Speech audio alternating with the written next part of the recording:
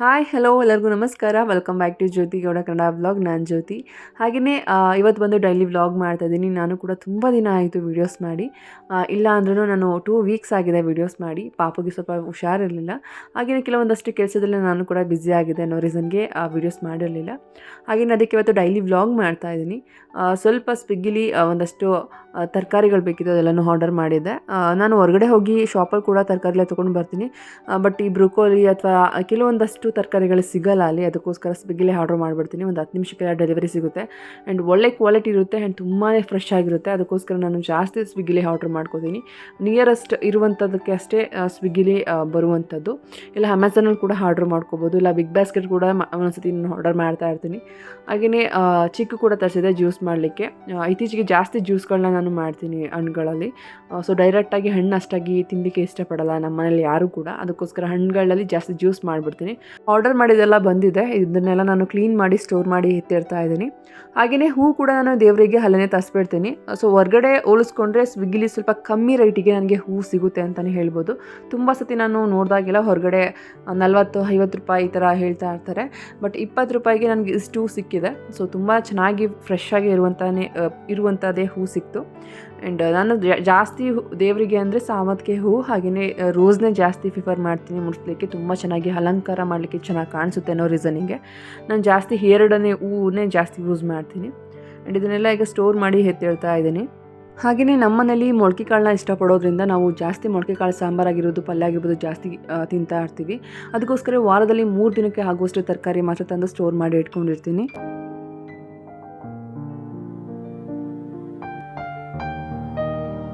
ಹಾಗೆಯೇ ಕಿಚನ್ ಹತ್ರ ಇರೋ 2 ವಿಂಡೋ ಸ್ವಲ್ಪ ಗಲೀಜಾಗಿತ್ತು, ಅದನ್ನೆಲ್ಲ ಕ್ಲೀನ್ ಮಾಡ್ತಾ ಇದ್ದೀನಿ. ನಮ್ಮದು ಗ್ಯಾಸ್ ಸ್ಟವ್ ಪಕ್ಕನೇ ಈ ವಿಂಡೋ ಇರೋದ್ರಿಂದ ಏನಾದರೂ ಒಗ್ಗರಣೆ ಹಾಕಿದಾಗ ಎಣ್ಣೆ ಕಲ್ಲೆಲ್ಲ ಬಂದು ಜಾಸ್ತಿನೇ ಸ್ಟೋರ್ ಆಗಿಬಿಟ್ಟಿರುತ್ತೆ. ಸೊ ಅದಕ್ಕೆ ಸ್ವಲ್ಪ ಸ್ಕ್ರಬ್ಬರಲ್ಲಿ ನಾನು ಸ್ಕ್ರಬ್ ಮಾಡಿ ಎಣ್ಣೆ ಕಲ್ಲೆಲ್ಲನೂ ನೀಟಾಗಿ ತಗೋತಾ ಇದ್ದೀನಿ. ವಾರದಲ್ಲಿ 1 ದಿನ ನಾನು ಇದನ್ನು ಕ್ಲೀನ್ ಮಾಡ್ತಾನೆ ಇರ್ತೀನಿ. ಯಾಕಂದರೆ ನಮ್ಮದು 2nd ಫ್ಲೋರ್ ಆಗಿರೋದ್ರಿಂದ ಡಸ್ಟ್ ಎಲ್ಲ ಸ್ವಲ್ಪ ಕಲೆಕ್ಟ್ ಜಾಸ್ತಿನೇ ಆಗ್ತಾ ಇರುತ್ತೆ.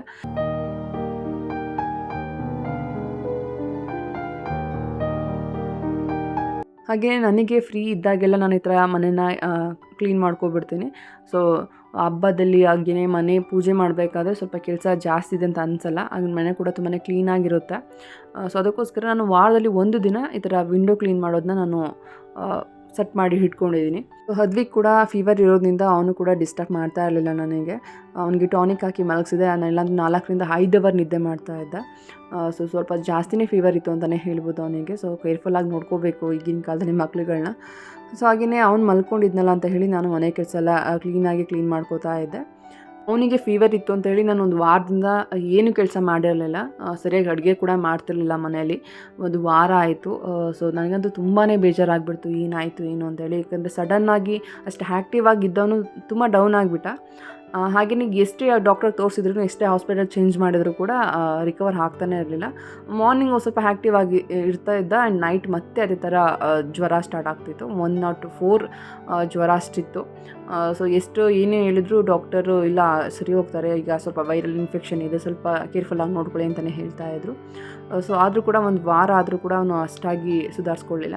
ಆ್ಯಂಡ್ ಇವಾಗ ರೈಟ್ ನಾವು ಸ್ವಲ್ಪ ಪರವಾಗಿಲ್ಲ. ಆ್ಯಂಡ್ ಇವಾಗಂತೂ ಸ್ವಲ್ಪ ವಿಂಟರ್ ಇರೋದ್ರಿಂದ ಎಲ್ಲ ಮಕ್ಕಳಿಗೂ ಇದು ಕಾಮನ್ ಅಂತಲೇ ಹೇಳಿದರು. ಮಕ್ಕಳಿಗೆ ಅಂತ ಅಲ್ಲ, ನಮ್ಮಂಥವ್ರಿಗೂ ಕೂಡ ಈ ಕಾಫ್ ಆಗಿರ್ಬೋದು ಅಥವಾ ಕೋಲ್ಡ್ ಆಗಿರ್ಬೋದು, ಫೀವರ್ ಆಗಿರ್ಬೋದು, ಇದು ಕಾಮನ್ ಅಂತಲೇ ಹೇಳ್ಬೋದು. ಸ್ವಲ್ಪ ಚೇಂಜ್ ಆಯಿತು ಸೀಸನ್ ಅಂದರೆ ಈ ಥರ ನಾರ್ಮಲ್ ಆಗಿ ಎಲ್ಲರಿಗೂ ಈ ಥರ ಸ್ವಲ್ಪ ಏರುಪೇರು ಹಾದೆ ಆಗುತ್ತೆ. ಸೊ ಹಾಗೆಯೇ ನನಗೆ ಪಾಪ ಸ್ವಲ್ಪ ಫ್ರೀ ಆದ ಅಂತ ಅಂದಾಗ ನಾನು ಮನೆ ಕೆಲಸನ ಸ್ಟಾರ್ಟ್ ಮಾಡಿಕೊಂಡೆ.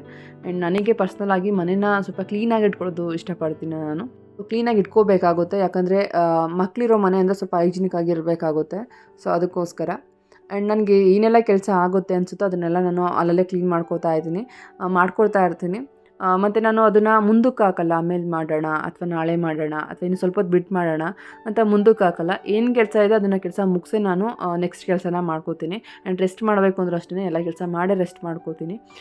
ಸೊ ಸ್ಟಾರ್ಟಿಂಗ್ ನಾನು ಈ ಥರ ಎಲ್ಲ ಮಾಡ್ತಾ ಇರಲಿಲ್ಲ. ಬಟ್ ಇತ್ತೀಚೆಗೆ ಅನ್ನೋಕ್ಕಿಂತ ಪಾಪು ಆದಮೇಲೆ ನಾನು ಈ ಥರ ಎಲ್ಲ ನನಗೆ ಒಂದಷ್ಟು ರೂಲ್ಸ್ಗಳನ್ನ ಹಾಕ್ಕೊಂಡಿದ್ದೀನಿ ಅಂತಲೇ ಹೇಳ್ಬೋದು. ಹಾಗೆಯೇ ಮಕ್ಕಳಿರೋ ಮನೆ ಅಂದರೆ ಖಂಡಿತವಾಗ್ಲೂ ಕ್ಲೀನಾಗಂತೂ ಇರೋಕ್ಕೆ ಬಿಡೋದೇ ಇಲ್ಲ. ಎಷ್ಟೇ ಕ್ಲೀನ್ ಮಾಡಿದ್ರು ಕೂಡ ಗಲೀಜು ಮಾಡ್ತಾನೆ ಇರ್ತಾರೆ. ಆ್ಯಂಡ್ ನನಗೆ ಅದೆಲ್ಲ ಸ್ವಲ್ಪ ಅಡ್ಜಸ್ಟ್ ಆಗಿಬಿಟ್ಟಿದೆ. ನಾವು ಎಷ್ಟೇ ಕ್ಲೀನ್ ಮಾಡಿದ್ರು ಅವ್ರು ಗಲೀಜಾಗಿ ಮಾಡ್ತಾರೆ ಅನ್ನೋದು ನಮ್ಮ ತಲೆಯಲ್ಲಿ ಕೂತ್ಕೊಂಡ್ಬಿಟ್ಟಿದೆ. ಅವ್ರು ಎಷ್ಟೇ ಗಲೀಜು ಮಾಡಿದ್ರು ಕೂಡ ಕ್ಲೀನ್ ಮಾಡ್ತಾ ಇರ್ತೀನಿ. ಆ್ಯಂಡ್ ನನಗೆ ಸ್ವಲ್ಪ ಆಗಲ್ಲ ಅಂದಾಗ ನಾನು ಅಮ್ಮನ ಮನೆಗೆ ಬಿಟ್ಟು ಬರ್ತೀನಿ. ಸೊ ಹಾಗೆಯೇ ಸ್ವಲ್ಪ ಬ್ರೇಕ್ಫಾಸ್ಟ್ ಮಾಡ್ಕೋತಾ ಇದ್ದೀನಿ ನನಗೆ ಅಂತೇಳಿ ಆಮ್ಲೆಟ್ ಮಾಡ್ಕೋತಾ ಇದ್ದೀನಿ. ಸ್ವಲ್ಪ ವೆಯ್ಟ್ ಗೇನ್ ಜಾಸ್ತಿನೇ ಆಗ್ತಾಯಿದ್ದೀನಿ ಇತ್ತೀಚೆಗೆ, ಗೊತ್ತಿಲ್ಲ ಏನಕ್ಕೆ ಅಂತ. ಸ್ವಲ್ಪ ಜಾಸ್ತಿ ಆಗ್ತಾಯಿದ್ದೀನಿ. ನಾನು ವೆಯ್ಟ್ ಲಾಸ್ ಆಗಬೇಕು ಅಂದಾಗೆಲ್ಲ ಸ್ವಲ್ಪ ಜಾಸ್ತಿನೇ ಆಗ್ತಾ ಹೋಗ್ತೀನಿ. ನೋಡೋಣ ಈಗಿಂದಾದ್ರೂ ಸ್ವಲ್ಪ ಕಮ್ಮಿ ಮಾಡೋಣ ಅಂತ ಹೇಳಿ ಸ್ವಲ್ಪ ಡಯಟ್ ಫುಡ್ಗಳನ್ನ ಫಾಲೋ ಮಾಡ್ತಾ ಇದ್ದೀನಿ. ಆ್ಯಂಡ್ ಏನಿಲ್ಲ, ಸಿಂಪಲ್ಲಾಗಿ ಆಮ್ಲೆಟ್ಗೆ ನಾನು ಕ್ಯಾರೆಟ್ನ ಗ್ರೇಟ್ ಮಾಡಿ ಹಾಕ್ಕೊಂಡಿದ್ದೀನಿ ಅಷ್ಟೇ. ಅದು ಬಿಟ್ಟು ನೀವೆಲ್ಲ ಹೇಗೆ ಆಮ್ಲೆಟ್ ಮಾಡ್ತಿರೋ ಈರುಳ್ಳಿ ಕೊತ್ತಂಬರಿ ಸೊಪ್ಪೆಲ್ಲ ಹಾಕ್ಕೊಂಡು ಅದೇ ಥರ ಸೇಮ್ ಮಾಡ್ಕೋತಾ ಇದ್ದೀನಿ. ಪೆಪ್ಪರ್ ಹಾಗೆಯೇ ಸಾಲ್ಟ್ನ ಹಾಕ್ಕೊಂಡಿದ್ದೀನಿ. ಆ್ಯಂಡ್ ನಾನು ಒಬ್ಳಿಗೆ ಮಾಡ್ಕೋತಾ ಇದ್ದೀನಿ. ಪಾಪುಗೆ ತಿನ್ಸಕ್ಕೆ ಹೋಗಲ್ಲ, ಅವನಿಗೆ ಕಿಚಡಿ ಮಾಡ್ತಾ ಇದ್ದೀನಿ. ಸೊ ಫೀವರ್ ಇತ್ತು ಅಂದಾಗ ಮಕ್ಕಳಿಗೆ ಜಾಸ್ತಿ ಕಿಚಡಿ ಆಗಿರ್ಬೋದು ಅಥವಾ ಇಡ್ಲಿ ಆಗಿರ್ಬೋದು, ರಸಮ್ ರೈಸ್ ಆಗಿರ್ಬೋದು, ಇದನ್ನು ಜಾಸ್ತಿ ಡಾಕ್ಟರ್ ಪ್ರಿಫರ್ ಮಾಡ್ತಾರೆ ಕೊಡಲಿಕ್ಕೆ.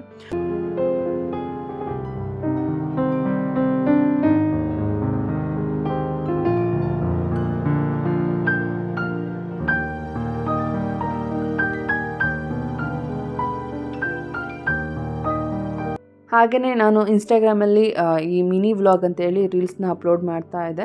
ಒಳ್ಳೆ ರೆಸ್ಪಾನ್ಸ್ ಬರ್ತಾ ಇತ್ತು. ಸೊ ಅದು ಕೂಡ ಸ್ಟಾಪ್ ಮಾಡಿಬಿಟ್ಟಿದ್ದೀನಿ. ಸೊ ಎಲ್ಲನೂ ನಾನು ಮತ್ತೆ ರೀಸ್ಟಾರ್ಟ್ ಮಾಡಬೇಕು ಅಂತ ತುಂಬಾ ಆಸೆ ಇದೆ. ಬಟ್ ಪಾಪು ಬೇಗನೆ ಹುಷಾರಾಗಲಿ ಅಂತ ನಾನು ಕೂಡ ವೆಯ್ಟ್ ಮಾಡ್ತಾ ಇದ್ದೀನಿ. ಆ್ಯಂಡ್ ಮಕ್ಕಳಿದ್ದಾರೆ ಅಂದರೆ ಸ್ವಲ್ಪ ಈ ಥರ ಎಲ್ಲ ಒಬ್ಬರೇ ಮೇಂಟೈನ್ ಮಾಡೋದು ಸ್ವಲ್ಪ ಕಷ್ಟ ಆಗುತ್ತೆ. ವೀಡಿಯೋಸ್ ಅಥವಾ ಶೂಟ್ ಮಾಡಿ ಎಡಿಟಿಂಗ್ ಮಾಡಿ ಅದಕ್ಕೆ ವಾಯ್ಸ್ ಓವರ್ ಕಡೆ ಅದೆಲ್ಲ ಇರುತ್ತಲ್ಲ, ಸ್ವಲ್ಪ ಕಷ್ಟ ಅಂತ ಅನಿಸುತ್ತೆ. ಸೊ ಅದಕ್ಕೋಸ್ಕರ ಸ್ವಲ್ಪ ನಂದು ವೀಡಿಯೋಸ್ಗಳು ಡಿಲೇ ಆಗ್ತಾ ಇದೆ ಅಷ್ಟೇ. ಆ್ಯಂಡ್ ಖಂಡಿತ ನಾನು ಕಮ್ಬ್ಯಾಕ್ ಮಾಡ್ತೀನಿ. ಆ್ಯಂಡ್ ಒಳ್ಳೆ ರಿಸಲ್ಟ್ಗೋಸ್ಕರ ವೆಯ್ಟ್ ಮಾಡ್ತಾ ಇದ್ದೀನಿ ನಾನು ಕೂಡ. ಆ್ಯಂಡ್ ನಾನು ಒಳ್ಳೊಳ್ಳೆ ಕಂಟೆಂಟ್ ಕೊಡ್ತೀನಿ ಅಂತ ನನಗೂ ತುಂಬಾ ಅನಿಸ್ತಾ ಇರುತ್ತೆ ಅವಾಗವಾಗ. ಯಾಕಂದರೆ ವೀಡಿಯೋಸ್ ಚೆನ್ನಾಗಿದ್ರಷ್ಟೇ ಜನಗಳು ನೋಡೋಕ್ಕೆ ಇಷ್ಟಪಡ್ತಾರೆ. ಆ್ಯಂಡ್ ಕಂಟೆಂಟ್ ಇಲ್ಲ ಅಂದರೆ ಖಂಡಿತ ನಾನಾದ್ರಷ್ಟು ಒಳ್ಳೆ ಕಂಟೆಂಟ್ ಇದ್ರೆ ಅಷ್ಟೇ ವೀಡಿಯೋಸ್ನ ನೋಡ್ತೀನಿ ಆ್ಯಂಡ್ ಅವ್ರನ್ನ ಫಾಲೋ ಕೂಡ ಮಾಡ್ತೀನಿ.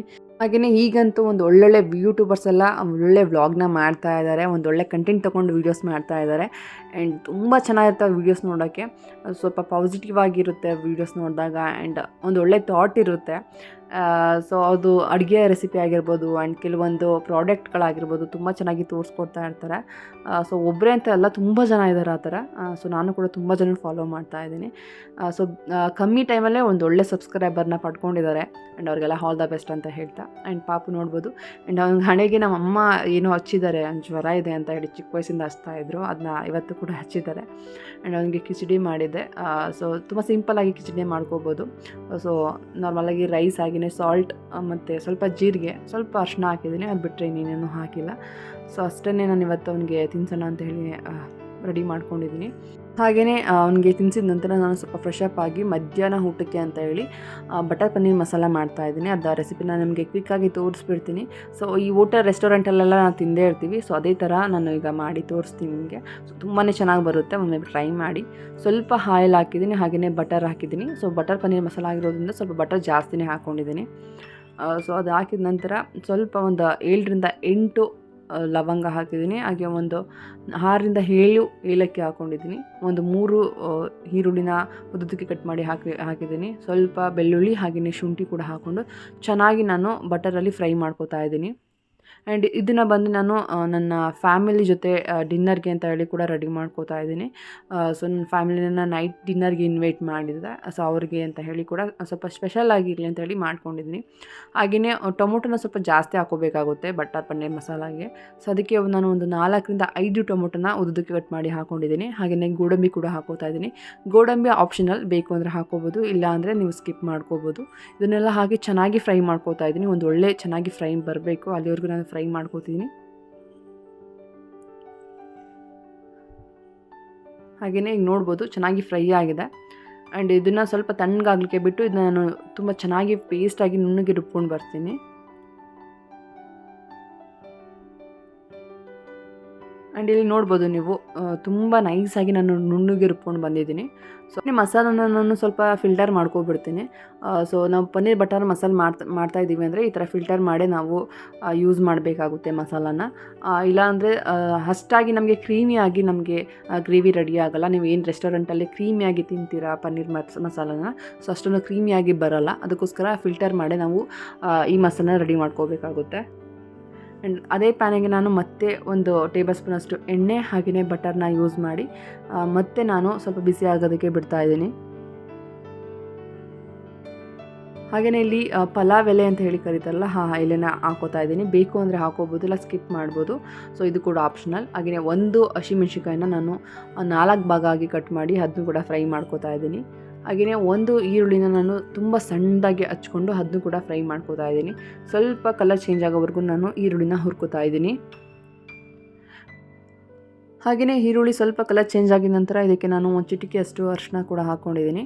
ಒಂದು ಅರ್ಧ ಟೇಬಲ್ ಸ್ಪೂನಷ್ಟು ಧನಿಯಾ ಪೌಡರ್, ಒಂದು ಅರ್ಧ ಟೇಬಲ್ ಸ್ಪೂನಷ್ಟು ಗರಂ ಮಸಾಲ,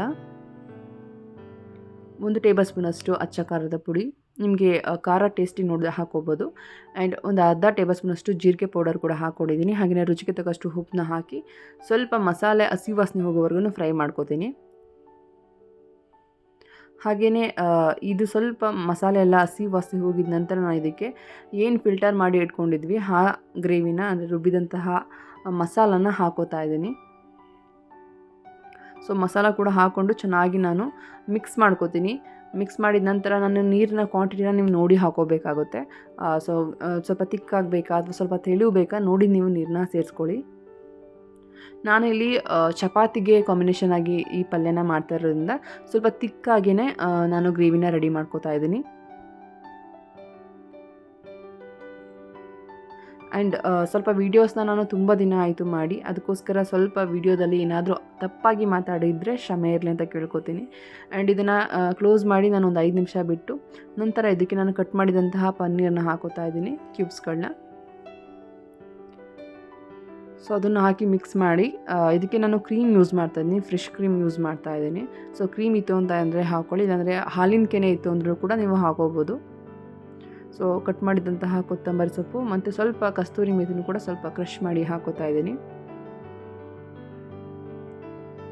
ಸೊ ಹೇಳಿದ್ನಲ್ಲ, ಕ್ರೀಮ್ ಇತ್ತು ಅಂದರೆ ಹೇಳಿ ಹಾಕ್ಕೊಳ್ಳಿ, ಇಲ್ಲ ಲೋಕಲ್ ಮಾರ್ಕೆಟಲ್ಲೂ ಕೂಡ ಸಿಗುತ್ತೆ ಆ್ಯಂಡ್ ಮಾಲ್ಗಳಲ್ಲೂ ಕೂಡ ಸಿಗುತ್ತೆ. ಸೊ ಕೇಳಿದರೆ ಕೊಡ್ತಾರೆ, ಈ ಥರ ಅಮೂಲ್ ಫ್ರೆಶ್ ಕ್ರೀಮ್ ಕೊಡಿ ಅಂದರೆ ಕೊಡ್ತಾರೆ.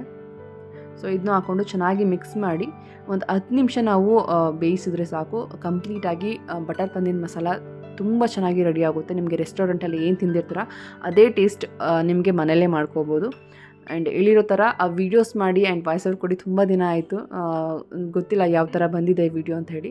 ಸೊ ಏನಾದರೂ ತಪ್ಪಾಗಿ ಮಾತಾಡಿದರೆ ಕ್ಷಮೆ ಇರಲಿ. ಆ್ಯಂಡ್ ಆದಷ್ಟು ಸಪೋರ್ಟ್ ಮಾಡಿ ಅಂತ ಕೂಡ ಕೇಳ್ಕೊತೀನಿ. ಆ್ಯಂಡ್ ಒಂದು 5 ನಿಮಿಷ ಆದಮೇಲೆ ನಾನು ಲಿಡ್ನ ಓಪನ್ ಮಾಡಿ ಈ ಥರ ಮಿಕ್ಸ್ ಮಾಡ್ಕೋತಾ ಇದ್ದೀನಿ. ಸೊ ಫುಲ್ ಕ್ಲೋಸ್ ಮಾಡಿ ಇಟ್ಬಿಟ್ರೆ ಪನ್ನೀರ್ ಕೆಳಗಡೆ ಸ್ಟಿಕ್ ಆಗಿಬಿಡುತ್ತೆ. ಅದಕ್ಕೋಸ್ಕರ ಮಧ್ಯ ಈ ಥರ ಒಂದು 5 ನಿಮಿಷ ಆದಮೇಲೆ ಓಪನ್ ಮಾಡಿ ಮತ್ತೆ ಅದನ್ನು ಸ್ವಲ್ಪ ಈ ಥರ ಮಿಕ್ಸ್ ಮಾಡಿ ಬೇಯಿಸ್ಕೊಳ್ಳಿ. ಆ್ಯಂಡ್ ಪನ್ನೀರ್ ಜಾಸ್ತಿ ಏನು ಬೇಯಿಸ್ಕೊಳ್ಳೋಂಥ ಅವಶ್ಯಕತೆ ಇಲ್ಲ. ಸೊ ಸ್ವಲ್ಪ ಹೊತ್ತು ಒಂದು 5 ನಿಂದ 6 ನಿಮಿಷ ಆದರೆ ಸಾಕು, ಕಂಪ್ಲೀಟಾಗಿ ಬಟರ್ ಪನ್ನೀರ್ ಮಸಾಲ ರೆಡಿ ಆಯಿತು. ಆ್ಯಂಡ್ ಇದಕ್ಕೆ ನಾನು ಇವತ್ತು ಚಪಾತಿ ಮಾಡ್ತಾಯಿದ್ದೀನಿ. ನೈಟ್ ಹೇಳಿದ್ನಲ್ಲ, ನಾನು ನನ್ನ ಫ್ಯಾಮಿಲಿ ಅವ್ರನ್ನ ಡಿನ್ನರ್ಗೆ ಇನ್ವೈಟ್ ಮಾಡಿದೆ ಅಂತ ಹೇಳಿ, ಎಲ್ಲರಿಗೂ ಚಪಾತಿ ಮಾಡ್ತಾಯಿದ್ದೀನಿ. ಸೊ ಚಪಾತಿ ಹಾಗೆಯೇ ಪನ್ನೀರ್ ಬಟರ್ ಮಸಾಲ ಹಾಗೆಯೇ ರೈಸ್ ಬಾತ್, ಈ 3 ನಾವು ಡಿನ್ನರ್ ಆಗಿ ಎಂಜಾಯ್ ಮಾಡಿದ್ವಿ. ಸೊ ನೋಡಿದ್ರಲ್ಲ ಇವತ್ತಿನ ವಿಡಿಯೋ ಹೇಗಿತ್ತು ಅಂತ ಹೇಳಿ.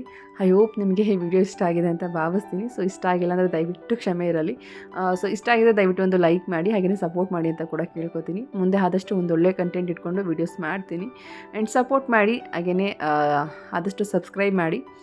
ಸೊ ನೆಕ್ಸ್ಟ್ ಸಿಗೋಣ. ಅಲ್ಲಿವರೆಗೂ keep watching and keep smiling.